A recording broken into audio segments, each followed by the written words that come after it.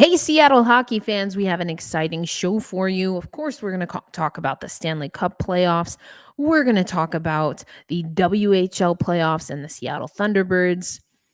We got to talk more about Chris Driedger and what this could potentially mean. I know we alluded to it, but we're going to go to the amazing Ryan S. Clark, get his thoughts.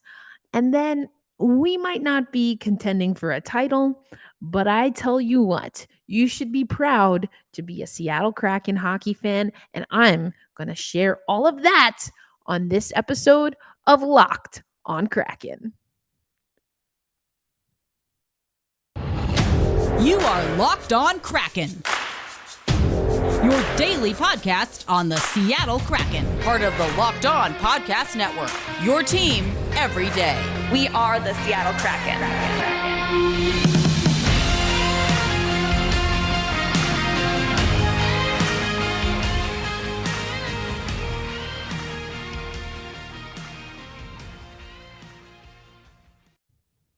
Hey, what do you say, Seattle hockey fans? Eric Lindsay Ayala, your host of Locked on Kraken, your only daily podcast covering the Seattle Kraken.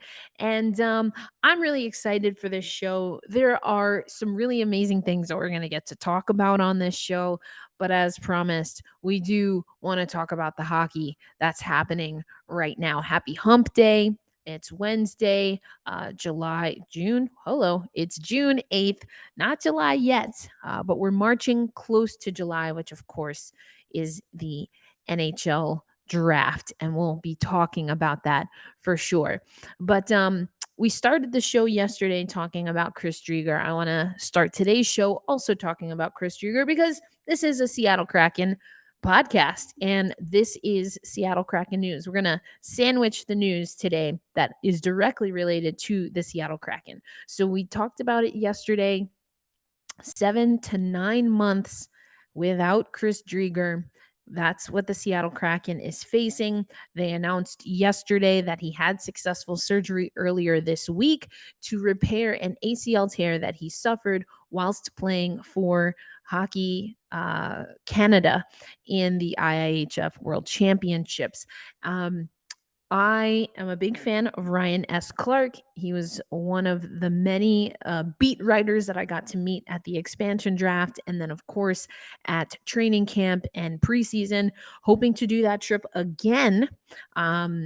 So there will definitely be some Seattle Storm overlap. I'm hoping there'll be some OL Reign overlap. And then we'll get a good healthy dose of training camp that's in the works. More obviously to come on that. But I want to take you over to what Ryan Soto Clark was talking about. And so we talked about this yesterday. Goaltending.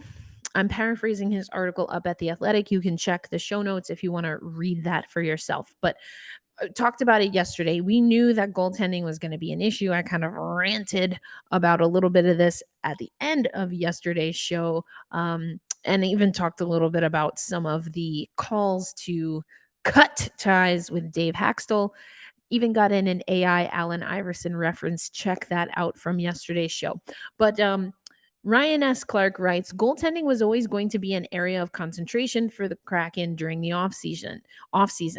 And then he goes on to say that Ron Francis, general manager, and Kraken coach Dave Haxtell announced at their end of season availability the team was moving on from goaltending coach Andrew Allen. So we talked about that already. We knew goaltending was going to be an issue. Thanks to the Instagram account Kraken Season, we've been talking about grades. And yeah, I think it's fair that the goaltenders have gotten some of the lowest grades. Obviously, these are fan grades, but the performance was not what we wanted it. Obviously, upper management knows that. That's why they made a coaching change or will be making a coaching change at the goaltender position. Now, here is something that I liked in Ryan's article, because he essentially hits on what I've been talking about a lot on this show. Initially, the discussion was slated to be more about how the Kraken were going to fix the problems that led to a disconnect between their defensive structure and their goaltending. So, and then he alludes to that's why Andrew Allen got axed or his contract was not renewed. I love that. The the disconnect between the defensive structure and their goaltending. I think that is a perfect way to put what I've been essentially talking about for months. For months, I couldn't figure out what the heck was going on with the Seattle Kraken, with the Seattle Kraken goaltenders, because we know Philip Grubauer can have a good outing. We know Chris Driedger has good outings, but it just looked a hot mess. And yes, I've been talking about defense and how it's been looking a hot mess for months. For months. So it's unfortunate. It always comes down to the goaltender. I think we talked about this on an episode too, right? The goaltender is akin to like a pitcher. Almost everything is the pitcher's problem, or everyone's focused on the pitcher, or if you want to say the catcher in baseball. I understand that. I think there's a good reason for it, obviously, statistically speaking. But with the Seattle Kraken, it's always felt to me like it was this disconnect between the defensive structure and the goaltending. Philip Grubauer, I don't think he will ever say it publicly, but he was uncomfortable for a majority of the season. For a majority of the season. I mean, I'm losing track of how many times I've said that before because I feel like I had to talk about it all the time. I went on a little mini rant there. I didn't mean to, but that's how I feel. And you already know this. If you are a longtime listener to the show, thank you so much for making Locked On Kraken one of your first listens of the day. So anyway, if you want to learn more about what this means for Joey Daccord, we just gave you his exit interview. I was hoping to get back to the Charlotte Checkers exit interviews, but I want to wait till we close out what's happening with the Thunderbirds. Really interesting exit interview by Connor Carrick. And I mentioned Connor Carrick because he and Joey Daccord, different situations, but kind of like similar vibe. What's it going to look like? Joey Daccord, and the waiver situation, we have an opportunity to have Joey Daccord bump up. We actually also have Bebo, although he's unrestricted. We have Joey Daccord under contract. Bebo unrestricted right now. But even with those guys, it has felt like a disconnect. It has felt like an incomplete goalie tandem situation. I mean, it's more than a tandem, but like our goalie core just seems out of sorts. So yeah, getting rid of the goaltending coach, not surprising there.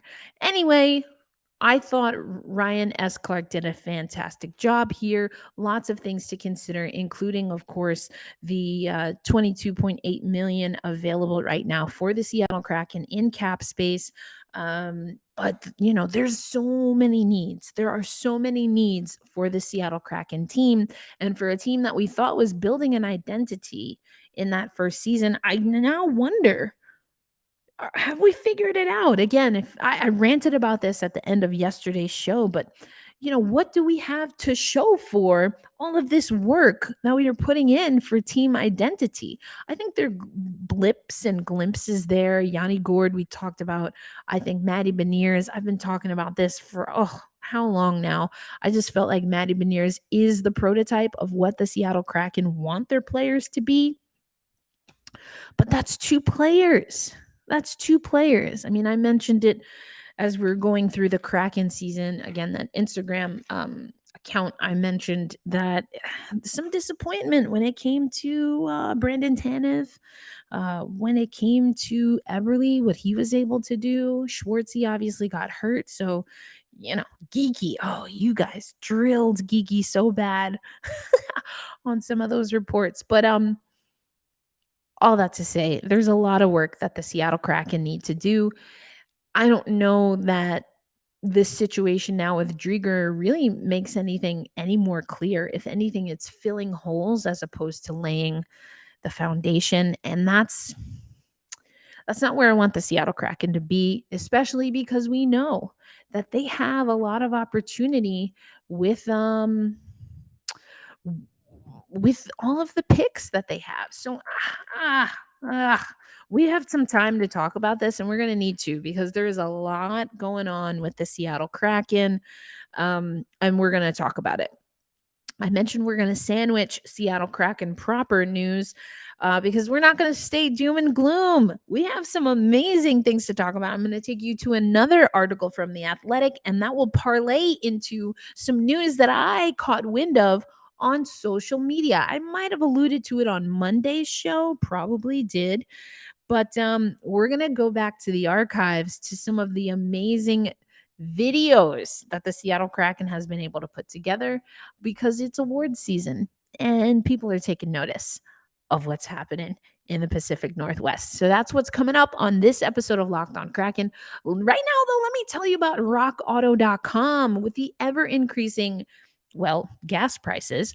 Also, there's an ever increasing number of makes and models. You need to make sure your car and your vehicle is in good shape so that you can make your gas last as long as possible. And so the way to do that is to make sure that you have all your parts running and humming or not the way they're supposed to. rockauto.com helps you do that from the comfort of your home with their online catalog. They've been serving auto parts customers for over 20 years. It's a family-owned business. And why pay 30%, 50%, even 100% more for pieces that parts that you need for your make and the model of your vehicle? Why would you do that paying more at a brick and mortar when you can do everything conveniently right from the website, from your mobile device, your tablet, and of course your desktop? I tell you what, you wouldn't. So save time and money when using rockauto.com. You can head to the website right now and see all the parts that are available for your car, for your truck, whatever you're driving these days. And make sure that you type Locked On in their How Did You Hear About Us box so they know we sent you. That's my AC going on. Apologies for that. Amazing selection, reliably low prices, all the parts your car will ever need. rockauto.com.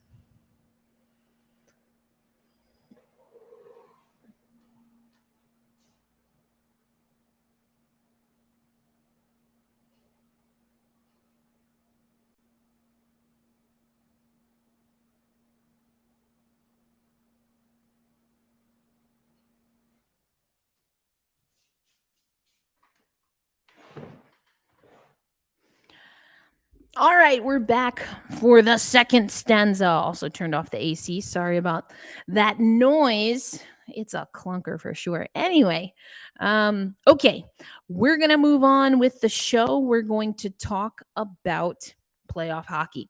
Let's start with Seattle. The Thunderbirds dropped a game at home. First of all, let's start with the good news. Sold out crowd. Saw nothing but good things happening. Lots of exciting Seattle hockey fans on the social meets, as I like to say. Love that for Seattle. Absolutely love that for Seattle. I was listening to the post-game interviews, heard some familiar voices. It's pretty interesting when I can pick out Darren and Andy. And if they weren't there, then that's embarrassing. But I'm pretty sure that they were covering the game. So I love that. Follow your local reporters, everyone. We've got some amazing ones. And again, we're going to get to a little bit of that later in the show. Anyway, the Thunderbirds drop game 3 4-0. Again, a slow start for both teams. No score through the first 20 minutes. Then it's the Oil Kings that score in the second and the third. 0 for 3 on the power play went Seattle. Tale as old as time? Question mark when you're playing hockey in Seattle? Who knows? Okay, shots were in favor of the Oil Kings, 37-21. And so I loved this quote from one of the guys, from one of the players from the from one of the Thunderbirds. He talked about the physicality. He was talking about the physicality of the game. And he said, every hit we get on them is an investment. Ooh, that's kind of spicy.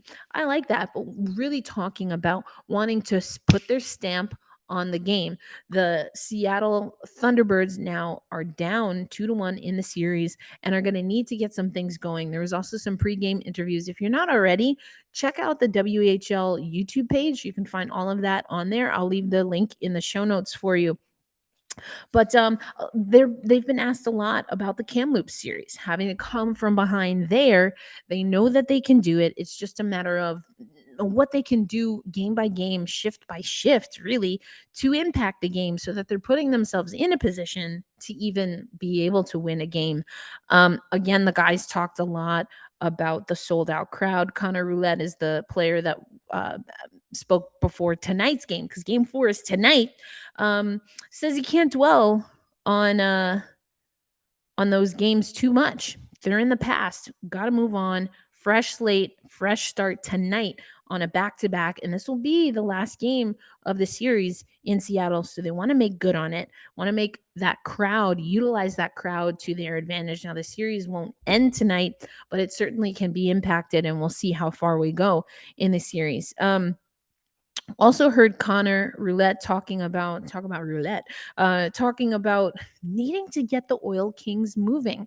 Obviously, their goaltending blanked the Thunderbirds, the T-Birds. So getting the defense and getting the goaltending moving is important. Connor mentioned it's a best of 7 series for a reason. So again, that game is tonight, 7:05 p.m. Pacific time. You can find it on WHL Live. Also can find it on TSN 1, 2, 3. Now, Kraken Community Iceplex has been doing watch parties, so I'd imagine they're still doing that. That's what's going on there. Let's talk about the big boys. And I'm going to take you over to another team that unfortunately lost their most recent playoff game, and that's the one and only New York Rangers. So I'm going to take you over to Jon Chik, and he's going to talk to you about the tied series between the the New York Rangers and the Tampa Bay Lightning. Hey, what's going on, hockey fans? It's Jon Chik with Locked On New York Rangers. The Rangers coming up short in Game 4 in Tampa Bay, following by a final score of 4-1. The series now tied at 2 games apiece, as the home team has won all 4 games in this series. And really, just not a good night for the New York Rangers. They just didn't really match the desperation that was shown by the Tampa Bay Lightning. I think when you watch this game, it was very, very easy to tell which team was down 2-1 in the series and which team really, really needed to win this game. You know, Tampa Bay was, they won all the 50-50 pucks. They were strong on the boards, and the Rangers just really couldn't get anything going the entire night. And the one thing that's kind of concerning about this game for me is it sort of reminds me a little bit of the games that the Rangers have played against the Islanders, last year and the season before that. When the Rangers would play the Islanders, very strong defensive team, very defensively responsible team, and the Rangers just had a difficult time getting anything going. We kind of saw an example of that in this game here tonight with Tampa, basically just kind of clogging up the neutral zone, not allowing the Rangers a single odd man rush the entire night, just making scoring opportunities very, very difficult to come by. And, for Andrei Vasilevsky, he had a very nice game, but he wasn't even really that big of a factor because the Rangers just could not crack the code of this Tampa Bay defense, could not create any scoring opportunities. So that's pretty much the long and short of it. Tied 2-2, still feeling good because we're going back to Madison Square Garden, where the Rangers have obviously been excellent this postseason. Nobody ever said it was going to be easy, especially against the 2-time defending Stanley Cup champions. But we're going to talk about this on the next episode of Locked On New York Rangers. Do not miss it. All right, there you go. Do not miss the very next episode of Locked On New York Rangers. The New York Rangers and the Tampa Bay Lightning are obviously, maybe not obviously if you're not listening to the show, but they are the only 2 teams currently playing as Colorado, as I like to say, Colorado Avalanche, are waiting on the winner of the Eastern Conference Series. This Game 5 is going to be Thursday, Madison Square Garden. We heard what the record is. It's been home ice, baby. So we'll see. The best of series tied at 2. The Rangers feel good because they do have home ice advantage. We just heard Jon talk again about that home ice advantage and how it's been playing out in this particular series. So here is your schedule. Again, this is the only series that we have. So tomorrow, we'll talk a little bit more about Tampa Bay and the New York Rangers, and then we'll probably talk about them again on Saturday, and then again on Tuesday. So we're going to go back and forth here if we go the distance. I heard there might be a Justin Bieber concert that where there's a conflict. All I have to say about that is I'm very glad that my Heim concert was not impacted by the New York Rangers and their run and quest for the Stanley Cup final. We have the exciting part of the show. I'm so proud to know some of the people that are affiliated with the Seattle Kraken organization for sure. And I hope that you know by now that I'm extremely proud of the work that people who just want to keep fans updated with the Seattle Kraken. I mean, I've talked about Kraken season, obviously talked about Ryan S. Clark. Unfortunately, Marissa and Jemmy no longer writing for the Seattle Kraken, but we've had her on the show. We've had Alison Lukan on the show. We've had Everett, the voice, Everett Fitzhugh on the show. Congrats to him and his wife as they brought their first child into the world recently. Always nice to see families growing. Felicidades, blessings, goodwill, all of those things. There have been a few Kraken fan babies. Anyway, additions to the Kraken family. Why am I so awkward? But you love me. It's fine. I'm really proud. I'm really proud of all the work that everyone's doing. It makes me want to up my game and make sure I'm bringing my best. So iron sharpens iron. Rising tide lifts all boats. Probably a better saying for the Seattle Kraken, right? But we're going to talk a little bit more about that. And again, some people that we've had on this very show are now Emmy Award winning content creators, journalists, broadcasters, and I'm just tickled ocean blue, if you will. That was terrible. I'm just proud to know you. I'm proud that we have a fan base here of amazing people and content creators and all that stuff. So coming up next on Locked on Kraken, we're going to talk about that. But I want to remind you that because I'm also proud to be a part of the Locked On Network, that we have a survey going around. And if you fill out the survey, you have the opportunity to win one of 10 $100 gift cards to Ticketmaster. This is lockedonpodcast.com/survey. It's an opportunity for you to tell us what's working on the network, what's not working on the network, and give us critical feedback that will help us make sure that we're delivering what you, the fans, want right here at Locked On Podcasts. Right now, I'm going to tell you about Bet Online, which is your number one source for all your betting stats and info. You can find the latest sports development news and odds, including, of course, the NHL Conference Finals, Major League Baseball, and MMA, UFC, and boxing information. Bet Online is your continued source for all your sports wagering information, live betting, esports, and more. You can head to the website or use your mobile device right now to learn about the trends and action. Bet Online is where the game starts. All right, folks. Another thing that we're going to start up this week that will take us pretty much to the I almost said expansion draft. That's not a thing yet. Well, it is a thing, but not for this coming season. The entry draft. So I've talked about the number 4 picks. I've got a list of number 4 picks. We've got Cale Makar still in the playoffs, of course.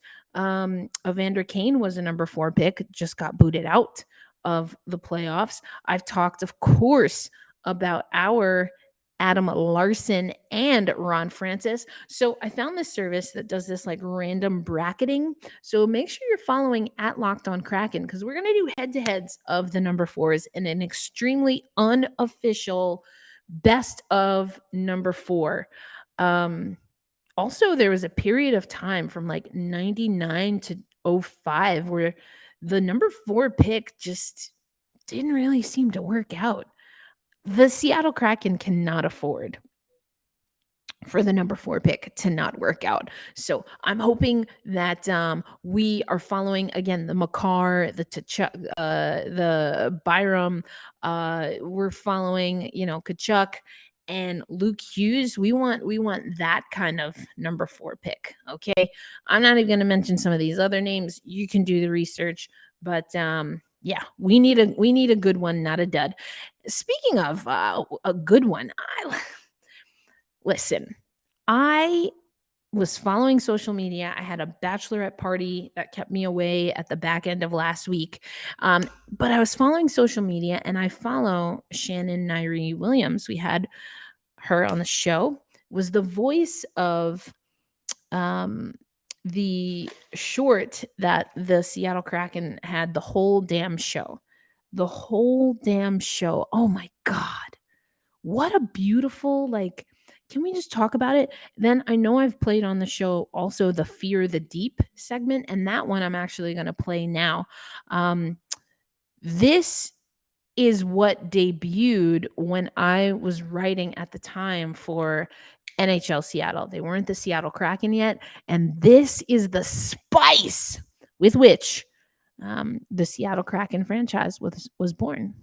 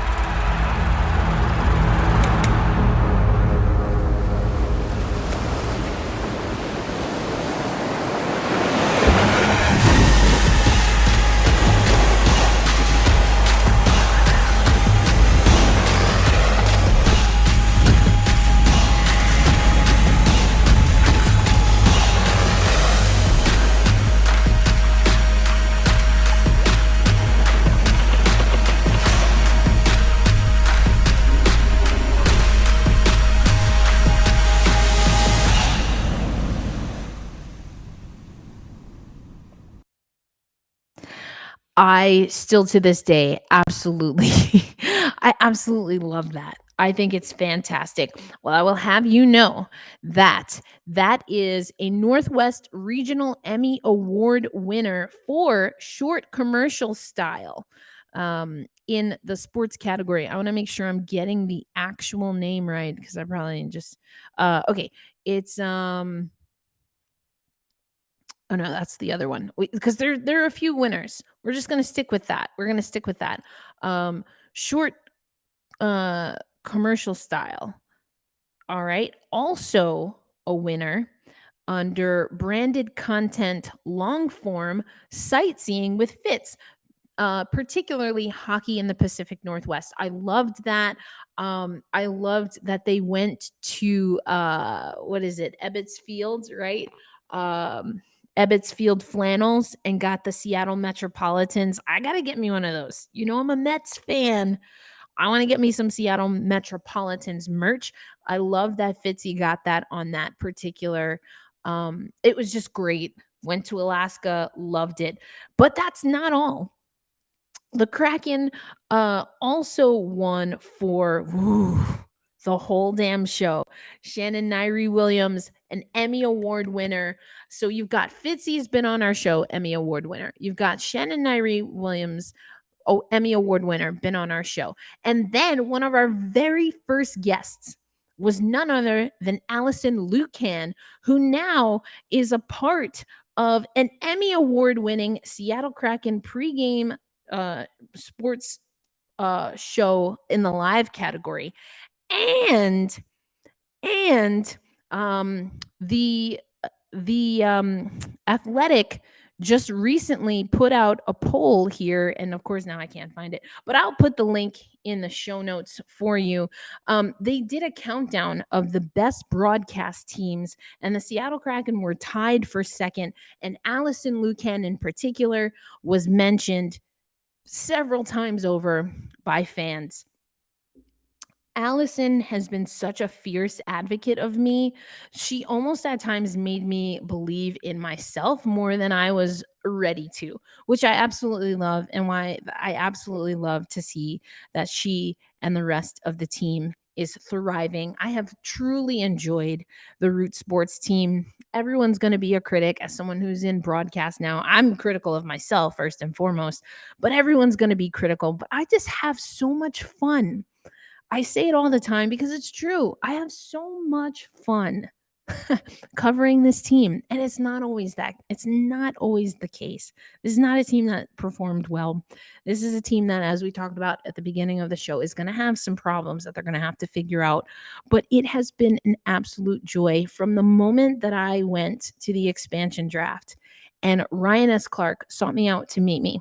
Darren Brown and I talked about my Griffies, my Griffey shoes that I brought to the expansion draft, and have just been so supportive. I mean, the folks over at Emerald City Hockey, I know I've mentioned them before. Kraken season, I don't know exactly who's behind that, but obviously I've been utilizing some of their work. It's a special team, folks. And, the other side of the game impacts how we feel about the product on the ice. And that's not to say that I'm not going to be critical. I just did a whole rant on Dave Haxtell and practice. How do you have that much practice and not have anything to show for it? We're going to keep it real, but we got to keep it real when it's good too. And we've had some amazing content that has come from the Seattle team. So we're going to hold fast. We're going to stay true. And I'm going to close out the show. So before you see the end credits and the show notes, I want you to hear, Shannon. I want you to hear the whole damn show. Oh my gosh, this is amazing. Emmy award-winning long-form hit for the Pacific Northwest Sports Emmys. Congratulations. Hold fast. Stay true, because we're going to get another year of amazing work like this. I'm your host, Erica Lindsay Ayala. Thank you so much for listening to this episode of Locked on Kraken. Now go over and listen to Locked on NHL, covering the playoffs like no other outlet. Again, the broadcast list I'll put in the show notes. It's also up at Locked on Kraken. Make sure you're following Locked on Kraken if you're not already. And here is the voice of guest of Locked on Kraken, Sharon Nyree Williams, for the Emmy award-winning hit, The Whole Damn Show. What does it mean to be a Seattleite? It's hope rooted in the ground we walk, pushing forward with our eyes on the horizon, knowing where we came from and where we aspire to be. It's innovation and growth, building on each other's ideas until they soar. If one of us is good, then all of us are great. We take pride in who we are, realizing that when we bring our true selves to the table, we can transform the world. Each person, a collective droplet in the tides of change. We remember the heritage of our city and the journey of our ancestors, honoring the heroes of yesterday, today, and tomorrow. You see, being a Seattleite isn't just a title, but a way of living. It's a delicate yet brilliant fusion of hustle and heart that sets us apart. Now, 30 names will be summoned to represent all of Seattle and its people. Some call it a draft, we call it destiny. The fates, aligning the crest on the front with the name on the back. And with them come the eyes and ears of the hockey world. So Seattle, let's show them who we are. We aren't just a stop on the schedule, we're the whole damn show. When the spotlight comes to us, we'll show them exactly what the Emerald City's made of. Each and every one of us, from the east and to the west, the mountains to the water, we're home to the best and loudest fans sports has to offer.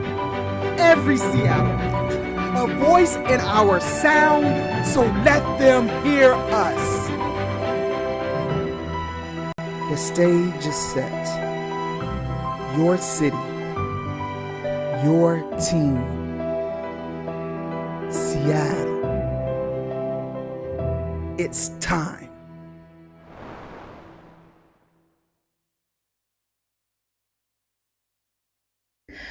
Chills every time. It's Sharon Nyree Williams. Apologies, Sharon, for botching your name a few times. Blame it on my head and not my heart. Hold fast, stay true. Let's go, Kraken. And I'll see you tomorrow.